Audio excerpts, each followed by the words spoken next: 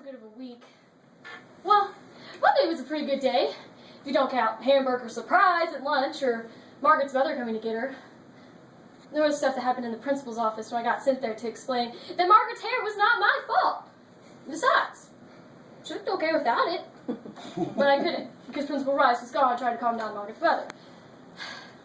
Someone should really tell you not to answer the phone at the principal's office, if that's even a rule. Okay, fine. Monday was not so good of a day.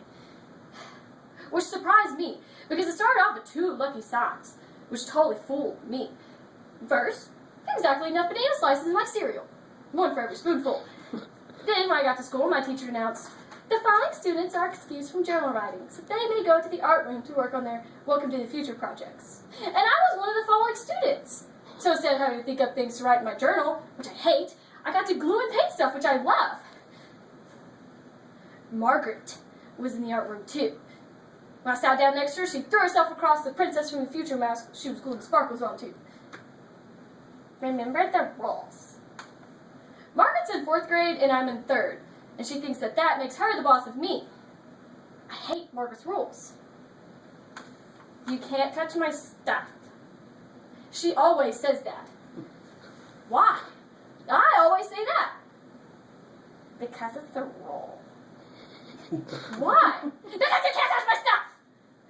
So then, I point out the window like there was something out there, maybe a bird or something, but was it really a fib? Because I never said there was actually anything out there.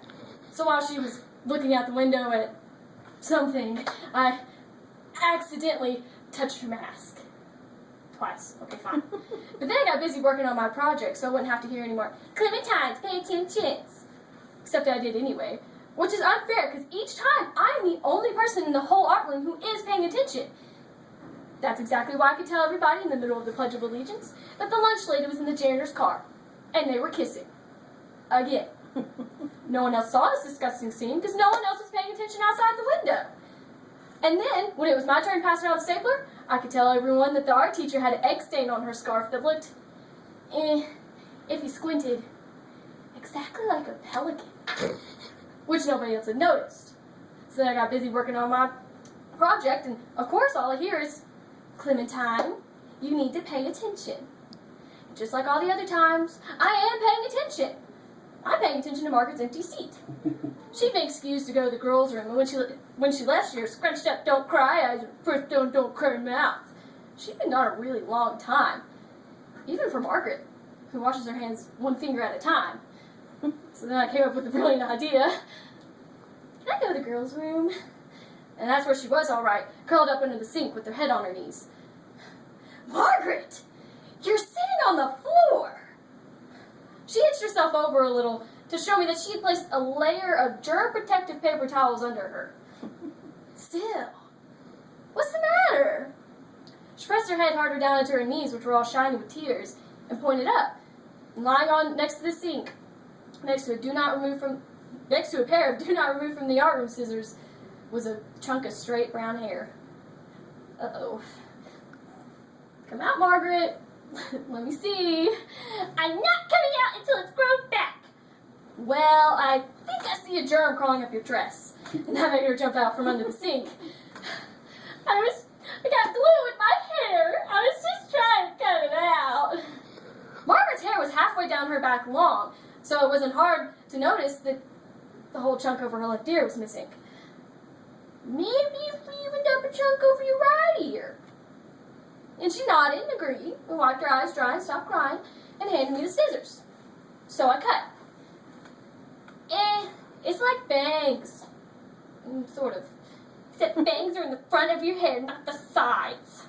So then she started crying all over again and took scissors away from me and cut off all of the hair over her forehead. Now the front half was all chopped off and the back half was long, straight, and shiny. Not so good. Not so good. We looked at her not so good hair in the mirror for a really long time without saying anything, which is very hard for me. Then she turned around, closed her eyes, and handed the scissors back to me. All of it? All of it. So I did. Which is not exactly easy with those plastic art scissors, let me tell you. And just as I was finishing, the art teacher came in the room looking for us. Oh boy. doing? And before I could get anything out, Margaret went all hysterical, and the art teacher went all hysterical, and nobody could think of anything to do except the regular thing, which is send me to the principal's office. But while I was sitting there, I drew a picture of Margaret with her hair chopped off. Man, it looked beautiful, like a dandelion. If they had a gifted class for kids in art, I would definitely be in it. But they don't, which is also unfair. Only for math and English. I'm not so good at English. Okay, fine. But this year, I'm in the gifted class for math. Here's the bad surprise. So far, no gifts. I told Principal Rice about that problem when she got back from calming down Margaret's mother. So far, no gifts. I thought I told her that extremely politely, but she did not like that very much, and just rolled her eyes to the ceiling, like she was looking for something up there. Ceiling snakes, maybe. Just waiting to drip on you. That's what I used to be afraid of when I was little anyway. Now I'm not afraid of anything. Except pointy things. And boomerangs. Margaret, you need to pay attention. We need to talk. We need to discuss Margaret's head. What are you doing on the floor? Helping you look for ceiling snakes. Ceiling snakes? What? Ceiling snakes. See what I mean? Me, paying attention. Everybody else, not.